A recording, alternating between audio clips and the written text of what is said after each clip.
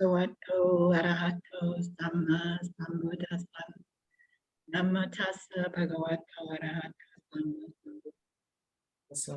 Namo bhagavato arahato samma sambuddhassa. Homage to him, the blessed one, the worthy one, the enlightened. We pay homage to his teachings here today and throughout. God.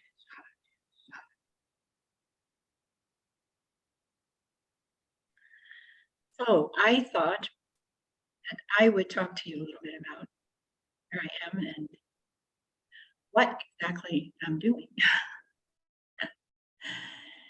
And of course, some of you know that I've been doing radiation therapy, and that's been real interesting. And we're almost finished with that, and I will be transporting myself from Poland. I will make a move to Budapest. So what's in Budapest? Budapest, Hungary is an interesting place. Budapest has an exposure to Buddhism since 1951. It has been exposed to the Karmapa. I don't know much about the history of the Karmapa. I hope that I can make friends with the Karmapa and learn a little bit about the history. But the Karmapa has several different, their temples or shrines throughout Hungary, 7 or 8 of them, great big ones. So this is going to be an interesting adventure to learn about that.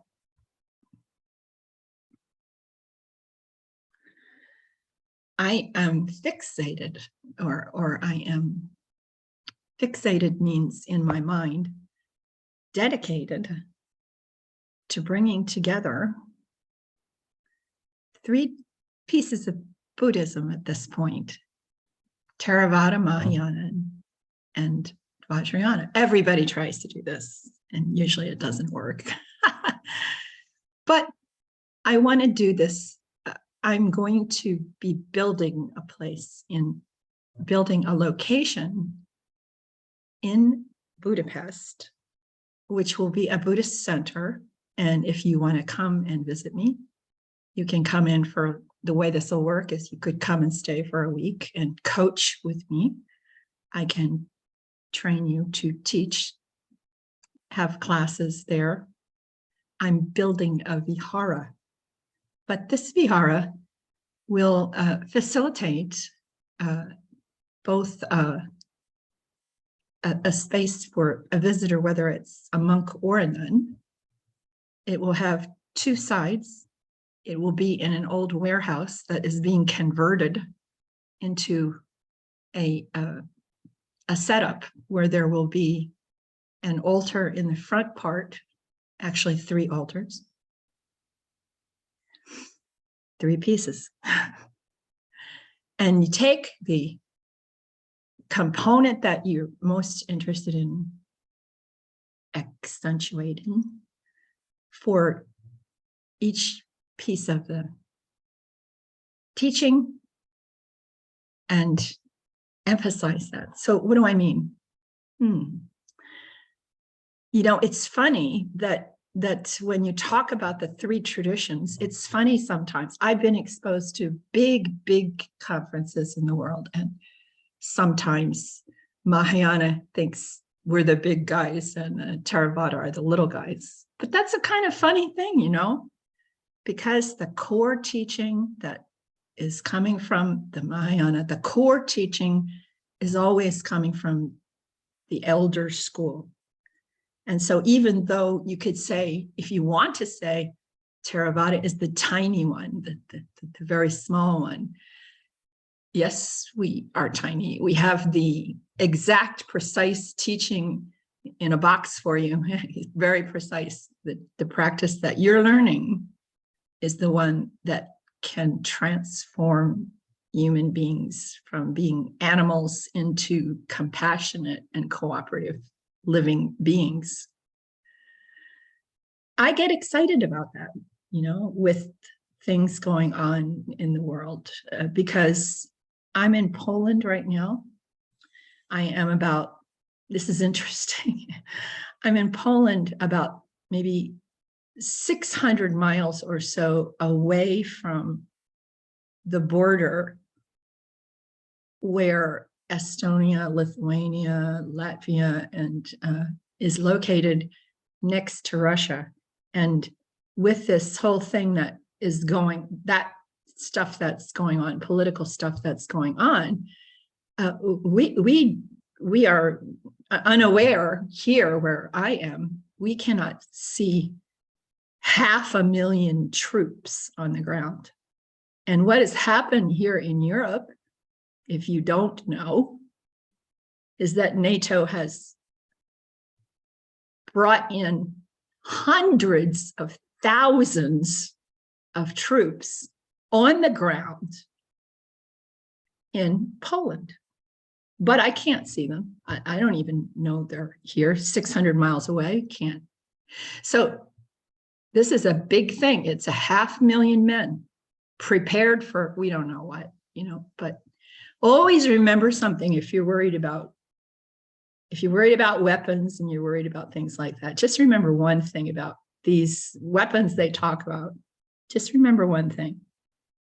You cannot use the weapon. This is something, people build the weapon, but then they cannot use the weapon, right? And you cannot eat the weapon. This is what a poor person told me once.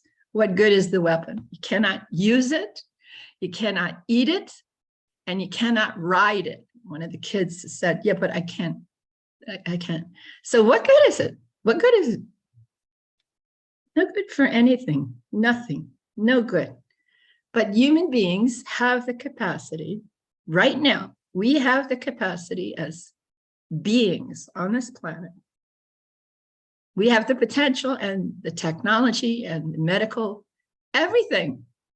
We can feed the entire world. We can house them, clothe them, and feed them. Isn't that something? We can do that. Whether we will or not is the problem for human beings. So anyway, let me go away from this for a minute. What am I doing over here besides having cancer? Okay.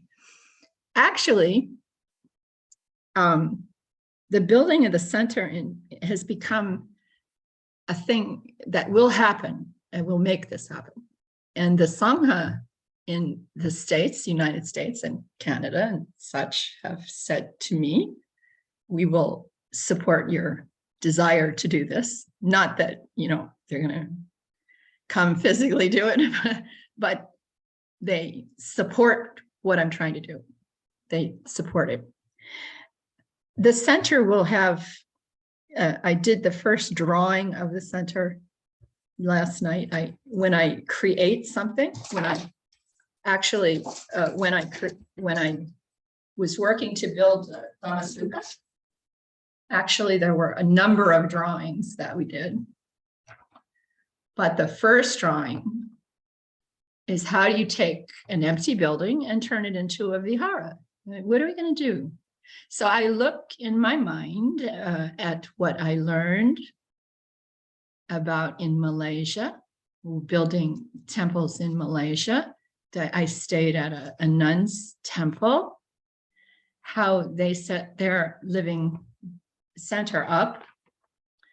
And let me get this again. Okay. And when you go into a vihara in the front, you take your shoes off in the front, and there's usually a waiting area for monks to sit and wait to come in and give talks, or to sit and have tea and chat with you in the front of the building. Usually this is the way they make these centers in Malaysia. It's just really nice. So I have to, in order for me to survive, I have to have if it's a physical issue, it has to be somebody who can lift me move me if I have to lie down certain ways. I can get around and walk, and I can take walks, but my life is on slow, which is actually very good for me. My life has turned into slow. And by changing my structure, I try to go with a natural schedule. So I might wake up at midnight and work from midnight to 2 a.m. and then go back to bed. And then come meditate for an hour or later and then get up and work again. Or I'm letting my body tell me what to do so it can heal as much as it can. And so in the process of designing this, I've designed two apartments, two-room apartments in the front of this building. One for the aide, and the aide is a secretary, and he has been working with me for close to 6 months now. So he'll do scheduling. He is a person he's a mommy. He's a mommy.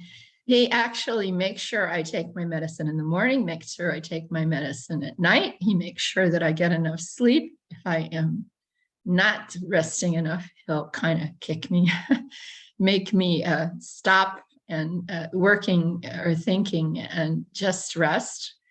So he's kind of a person who is trying to make me rest my body enough that I don't have to collapse. That's what's happening.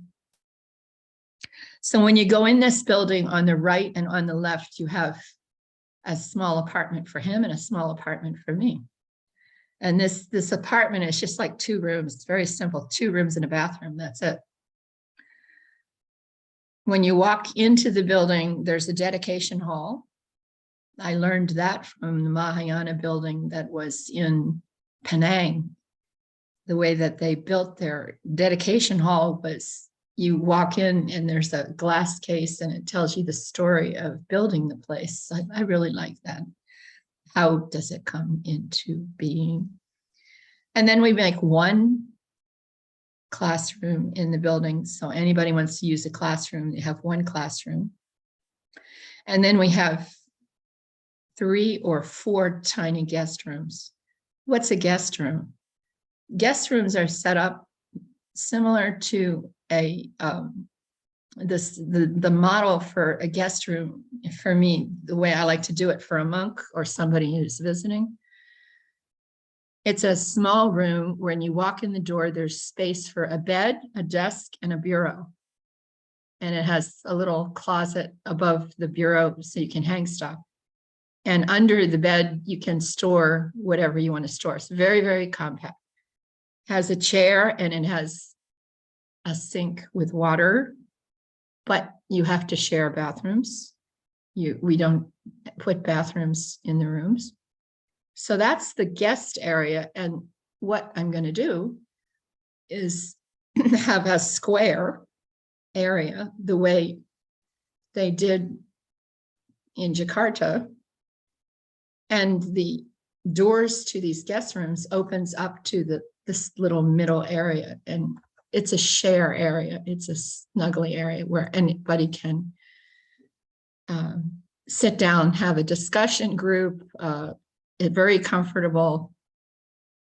It's where you keep all the library books. We're not going to have a separate library. We might have books in the classroom, but basically any good books for teaching would be in this room. Okay, then you walk in, you keep going in deeper into the building. And when you get into the deeper part, there's a main hall. And the main hall is what's left. You go up some little steps out of this one area. You just go up a few steps and then you're in a main hall with a main altar. And yeah, we'll have green Tara. Green Tara is there for the Vajrayana. Green Tara, celebration of Green Tara, is a celebration sort of like in Christianity, we have Mary, mother of Jesus, compassion. So Green Tara is like a celebration of compassion and protection. And then we have Kuan Yin. Kuan Yin comes from the Mahayana. Kuan Yin was the person who guarded the boat people and helped them to escape when they were in Vietnam. I always remember the boat people. And then you have the last main altar. And then the only other thing that's up there in the front part of the building is there's a like door where you can go outside and sit and have breakfast if you want to sit outside. And we want to be up off the ground. So we're attempting to find somebody who will give us a penthouse. It's easy. We just want somebody to give us a penthouse that's empty, and we'll decorate it and fix it the way we want to do it. Or we're trying to find somebody who will give us a warehouse, an old warehouse that's big and open. And that's how you start. You start with a location. So what we do this in the city first. And then after we do this in the city, everybody wanted to go in the country immediately and have a retreat center. I will show you something that is very special. This little thing here is a design. I don't know how you're going to see this. See this picture. This is a sketch. It's called Kalalagoda. Kalalagoda was built on just a half an acre of land, not much land at all. It's a rectangle. So just a rectangle like this. Kalalagoda can facilitate 32 people.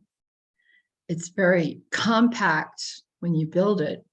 It has 4 units to live in with bathroom in the middle of it, each one of those 4 units. And it has a water tower, and then it has walkways in it, and it has 1 2-story building that is very simple. It's the bottom of the building is open for dining and open for the kitchen.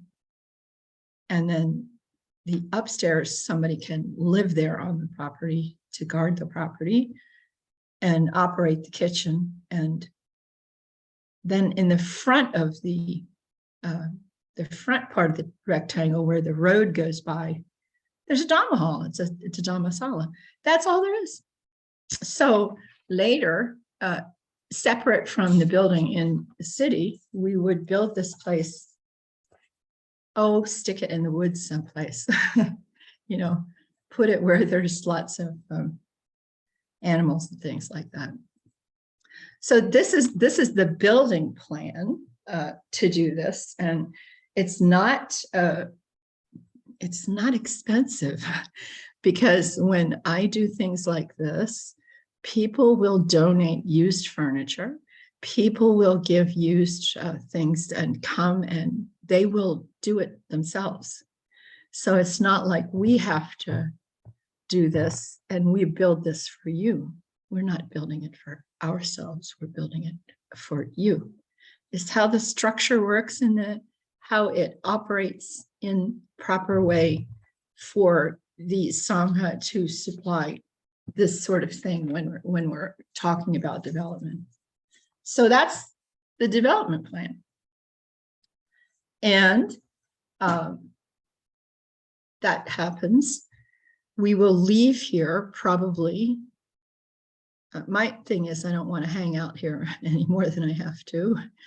And so on the within about a week's time, I will shift my whole program down into Budapest. So what's happening in Budapest? What is supporting us? So you understand what's supporting us. The program that I work with is with a company called Social Sage.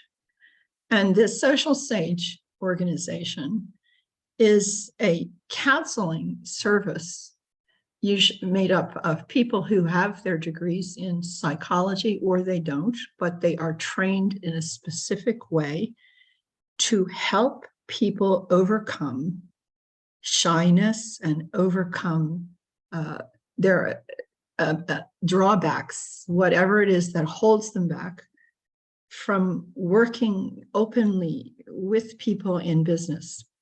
And what we found is this kind of coaching can take TWIM, the practice that you're learning, can take this teaching, and we teach them how to use the meditation practice. And what we're showing them is, like I said earlier, turning the animal into a civilized person. Because when we teach you metta, karuna, mudita, upekkha, we teach you to let go of all thoughts of hatred and greed with metta. And when you're practicing karuna, when it gets to be softer and it is the compassion, any thoughts that come in your mind about being cruel towards someone, tricking them, messing up their life, stuff like that, stops. You don't want to do it anymore. Can I explain that? No. It's a natural inhibitor to feed yourself the metta and the karuna. Now, mudita is the happiness in someone else's success. Okay, so I expect all of you to get happy for me to be able to build this place. And wish me, send me good wishes that it'll all just come together the right way. So that's your mudita assignment, okay? And then the next part was equanimity. Okay, with mudita, what happens? What do you lose with mudita? Discontent. You stop having discontent. You start smiling, and instead of worrying about this might happen, that might happen, we shift our mind to this is all going to work. When we get there, it's all going to fall into place. The people we need are going to come to us, and it's all going to work. This is our decision, our mindset. And so I'm teaching you all how to shift your brain so that you have life a lot easier, a lot easier. And then the last part, when you give up discontent, is equanimity. And equanimity is a subject that we could talk about long or short. And equanimity comes gradually and builds tighter, tighter, tighter. You're stronger, stronger, stronger. And equanimity is eliminating aversion. It says it's eliminating aversion to anything. So tie this into Zen practice and such. When we talk about Zen, we have 3 pillars of Zen that was taught. And the 3 pillars were greed, hatred, and delusion is what we want to lose and replace it with metta, karuna, mudita in pure sense of that will be our first thing. And then what I like to do with teenagers, I started doing this with teenagers in India. They started it, really.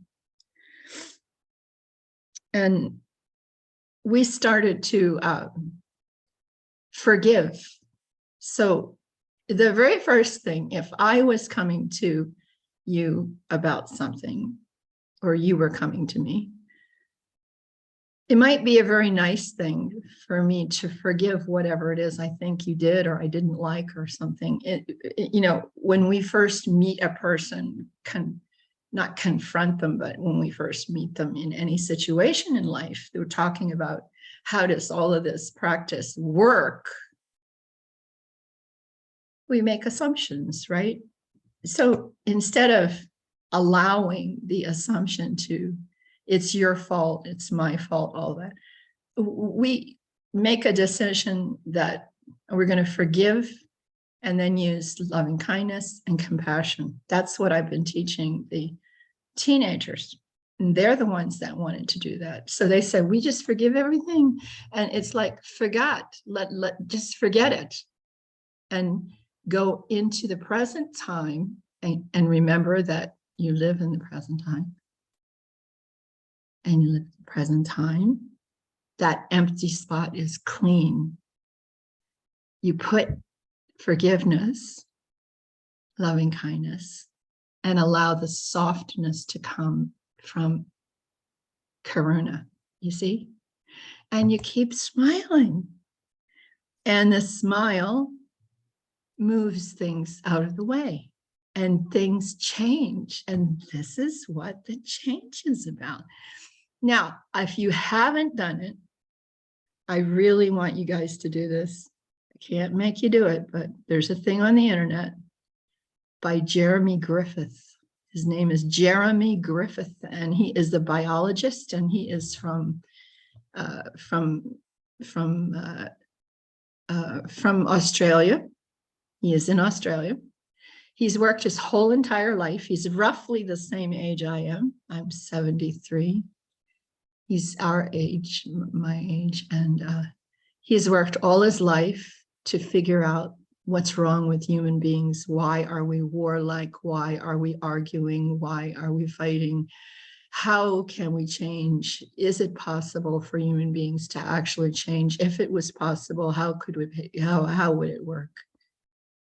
He found the answers, and he has been able to talk about it. But what's interesting is we have the way for you to change this very quickly when we teach you TWIM, because we teach you where the pressure of the suffering comes. You recognize that, you let it go, you relax it with relax your head and your heart, relax, just let it, everything go. You bring up a smile in place of what was there. Always, always, always. When? Always replace what you take away. If you take away something and don't replace it, don't expect to change yourself at all. That's my message. Do not expect to change at all. Now, Bhante always taught us, you move forward, keep going forward. You must always put in the positive, and what you put in, you get back. What goes around comes around. What you put out, that's what you get back. This is karma. This is karma. What goes around comes around. And that's how it works.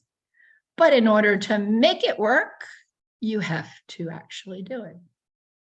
So that's how we do that. Okay, so I brought us, I was trying to, that's enough about this. Anybody have any questions? Do you have any questions about what I'm doing when I go to Budapest? What's happening? Anybody questions? Okay.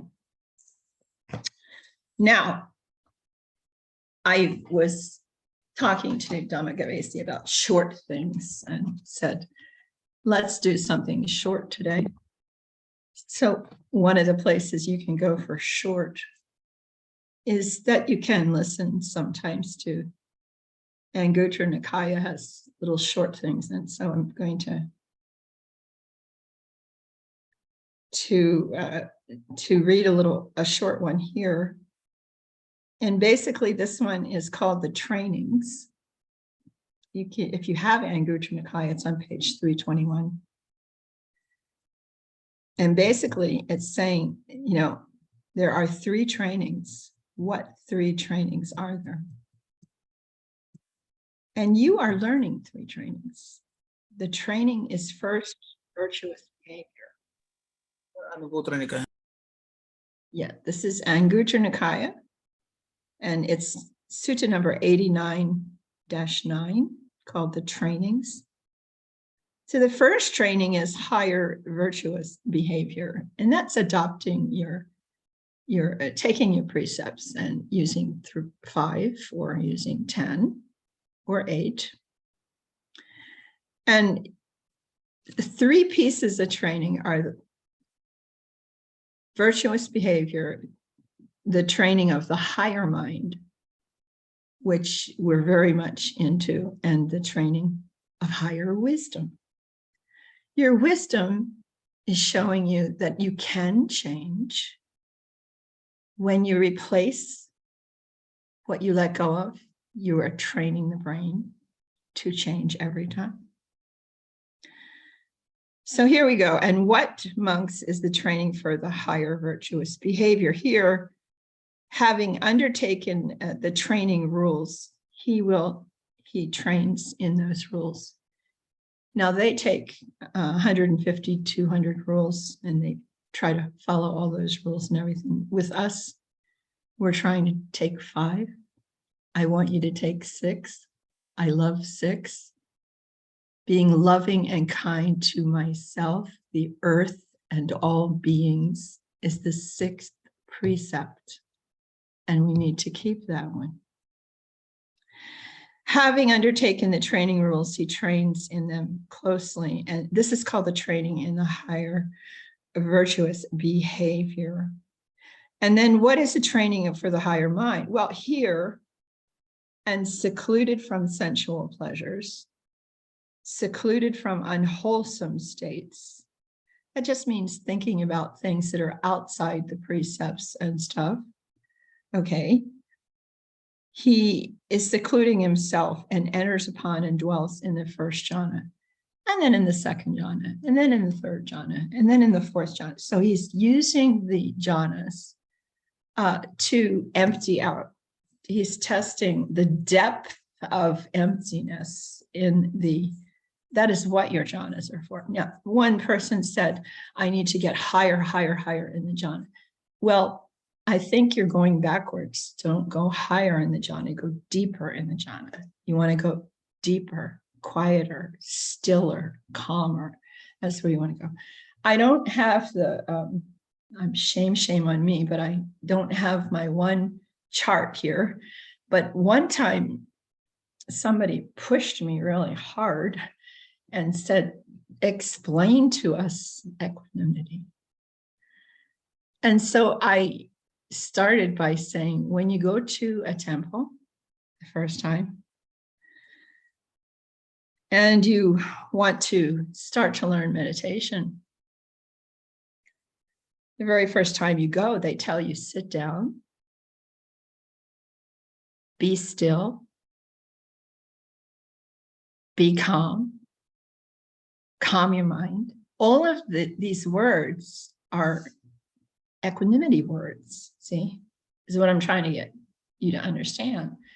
Degrees of equanimity that get stronger and stronger. And you take the word and it gets deeper and deeper. So when you're doing that, it actually gets far enough along the line where it goes, we come to the temple and we sit the first time. And when we're very quiet, then piti comes up. We feel the joy come up. When piti fades away, this light joy that we feel, when it fades away, what happens? It fades away and passaddhi is left. The passaddhi is tranquility, is calmer than just regular calm. Deeper calm inside your belly, inside the chakra, the central part of your body. And the passaddhi passes away too. Everything that arises always passes away. And so anicca is sealed action, meaning whatever arises will always pass away. It's a given. So you don't have to worry about it. You don't have to make it go away and change. It's going to go anyway. So when it changes to passaddhi, then the passaddhi passes away. It's sukha, changes to sukha. What is sukha? Sukha is internal happiness. And Buddhist happiness is not the vibration. It is gentler than the outward kind of vibration stuff. It's gentler. So sukha, Buddhist happiness, inner contentment. Inner contentment is probably the strongest way of saying that. Once you have the inner contentment, you then start to practice again. And you say, that was a good practice. Now I'm going to do it again. When you do it again, what happens is the balance of your mind settles very quietly. And that's another step towards stronger equanimity, okay? Then that equanimity will change into what's called disenchantment. So what does that mean to be enchanted by something? You know, I do this all the time with my phone. So I'm there. So let's see what we have here. Let's see. And I would go to this place and I would say, okay, define, let's say, to define, let's see, what did I say it was? Disenchantment. Define disenchantment.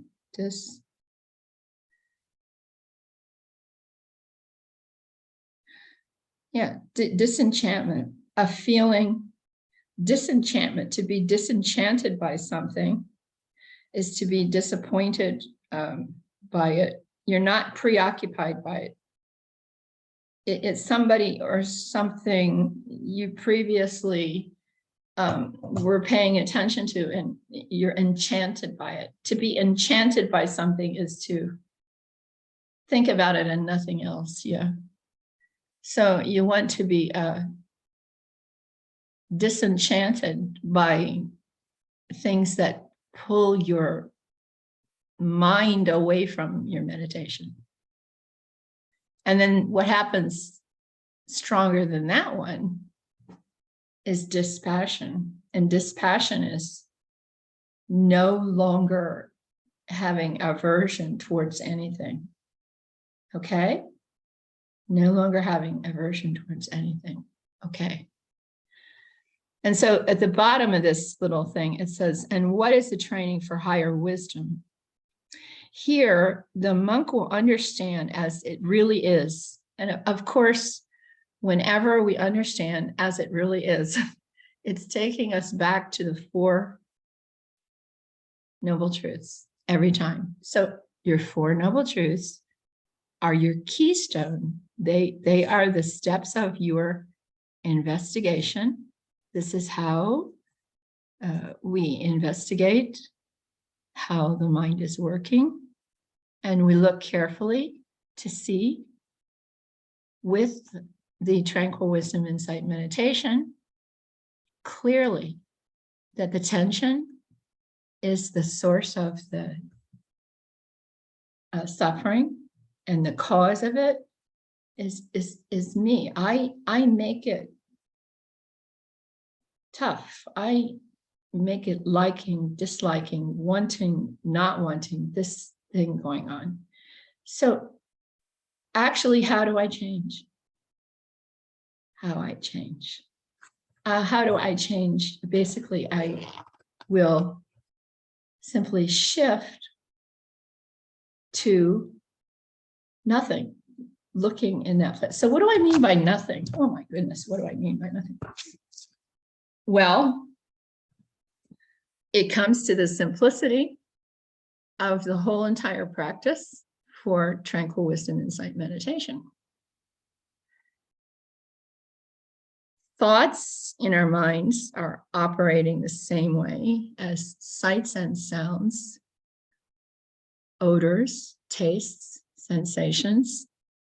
These things are impersonally arising, and thoughts operate the same way. When the Buddha understood this, he figured out when those thoughts do come up, all your thoughts go back to two locations. First location, past. Past could mean 20 minutes ago, or it could be this morning, or it could be longer periods of time.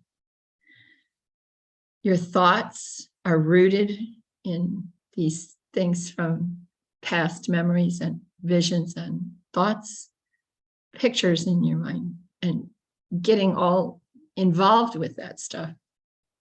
Then you have the future, and the future is a concern what might happen. Now, you know, I used to teach this before. I was always saying the two illnesses that we have, okay. The first illness is thinking about the past, and we get caught thinking, I should have, I would have, I could have done this, if only, da da da da da da da. And our mind runs away. I should have done that. Why did I do this? And we're caught in the past. Then the future is working the same way, pushing at us. But what if? And we want to occupy space. We're busy bees. We want things in our mind all the time. We don't want to have an empty spot. And actually, empty is clean. Empty is empty of the dust and dirt, and empty of the past, and empty of the future. And so it's this clean spot that we have that we can work with, and we shape it.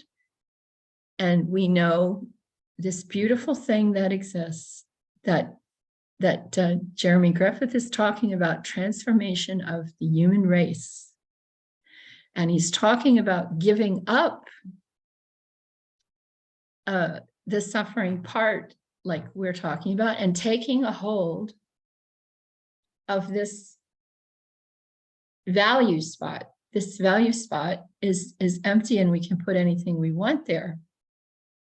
And we start putting metta, karuna, mudita, upekkha there. Then that's what our brain is going to learn. Is there any proof that this stuff works? I had people call me yesterday and ask, you know, is this working? Funny question. And of course it's working, but let's go to the science. We don't have to argue about the science anymore, because now the science is right there in front of our face. Our brains change by the way that they learn. And our brains learn through repetition. So when we decide to change who we are, how we behave, and how we're going to live with this practice all the time, we do that. We're in charge. Nobody else can be blamed for suffering. Nobody else. It all comes back to ourselves and what we do, okay? So TWIM is not hard. It is a simple thing. And the only thing that gets in the way is that we forget how powerful we are as human beings. We're very powerful. Now that we know the science, this is called the neuroplasticity. Plasticity means flexibility. And the flexibility of our brain, it imprints, and we imprint all the goodness and keep doing that. And then suddenly our brain starts working in that pure sense instead of getting caught with greed, hatred, and delusion. So what is greed, hatred, and delusion? Greed is I want it, I don't want it. That's the push and the pull and the tension and the tightness of the suffering. Wanting something and not being able to have it is frustrating and pulling feeling and rough, yeah. And not wanting it is the same thing, wanting to make it stop. So that's a push and a pull. So the greed part is this wanting and this desire and this pushing, and it's personal. We do this ourselves. Hatred is the hatred and aversion, right? Pushing away. And greed is trying to get it. So greed, hatred, and delusion is me thinking it's all my fault. I'm holding on. I'm the bad person. I shouldn't do this. I did this wrong. Don't blame yourself. Let it all go. Let it all go and take the empty spot and put something new there. So it gets exciting. Now it gets exciting because you can change. And change is about Buddhism. Change is everything. Transforming the human race. The transformation of human beings is upon us. It is here now and it is happening. We do not have to wait and pause, and you have the training, you have the mechanism, you have the steps. So change the world. You change the world. You change your mind, you change the world. So that's what I'm looking for. Not too much, yeah. Yeah. So what are you looking for? Do you want to change?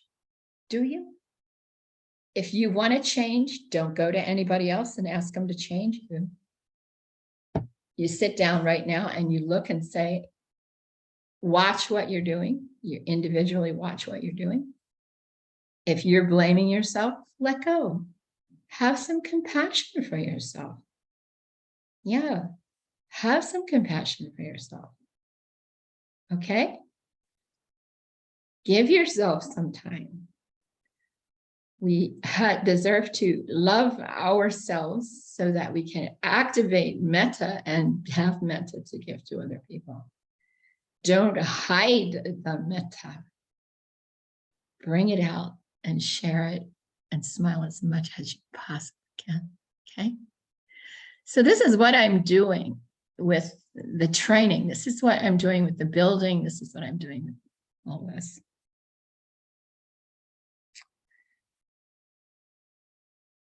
Learning to give our smiles away has got to be the most valuable thing we can do.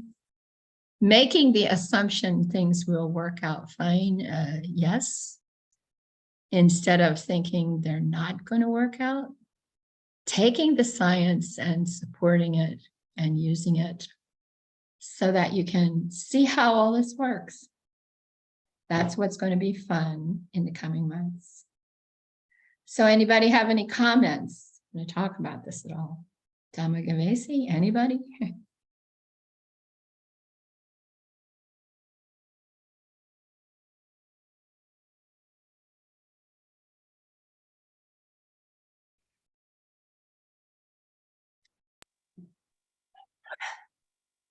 Oh, there's a mute. Somebody's mute. I can't hear you. You have to ask questions. Yeah, we need questions. Oh, we need. Yeah. So we all understand. That's really good. So that's it. That's what I got for you today. And I want you to play with it. I want you to share it. I want you to give it to people. Hi, Sarma, how are you? I didn't see you for a while. Oh, I see you. I like to say I see everybody. I really like Avatar, the film, you know, because it was like, I see you. I see you. Yeah. And seeing each other is special now, because when I see you, I see potential and I see how you can change. And that's the most important. Indu's changing. Yeah. Everybody can change. So please, when you go out this week, smile and share, and always forgive, and then use your metta and karuna, and that's a change for the world. Okay. So we say, you say our prayer at the end. Wave at you. Wave. No. May suffering ones be suffering free, and the fear-struck fearless be. May the grieving shed all grief, and may all beings find relief.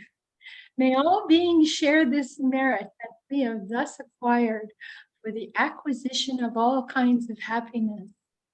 May beings inhabiting space and earth, devas and the nagas of mighty power share this merit of ours, and may they long protect the Buddha's dispensation. Sadhu, sadhu, sadhu.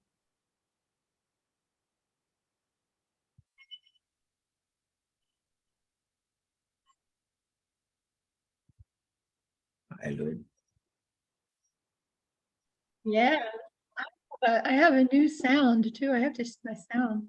I have a it's a frog. It's a frog. Someone brought me a frog. I have the sound. It's a song. I love the sound of the frog.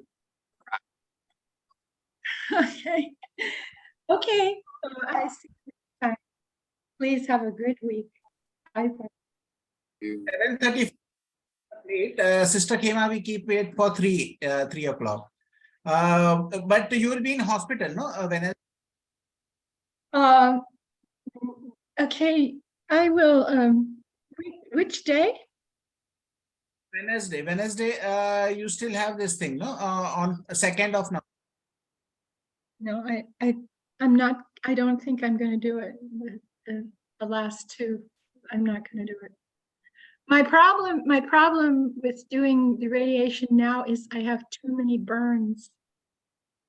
You know, there's too much infection. I have infection in the mouth, infection on the arm, burns in the legs, and burns different parts of the body, and my feet are very, very painful. So I'm not going to do the last two of these. I'm going to let it go, because I just made a decision today and I was exhausted from this. You know, I had to do it every day for 8 days, and this is 2 more, but it's not worth it, because I have to, you know, what happens is I have to wrap my feet in bandages to do the treatment, and then when I take the bandages off, it's just all infection.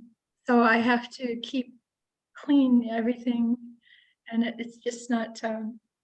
It's okay. We've had enough. This is okay. So the move to Budapest will happen from the 11th to the 19th of November. You can stick me in your prayers.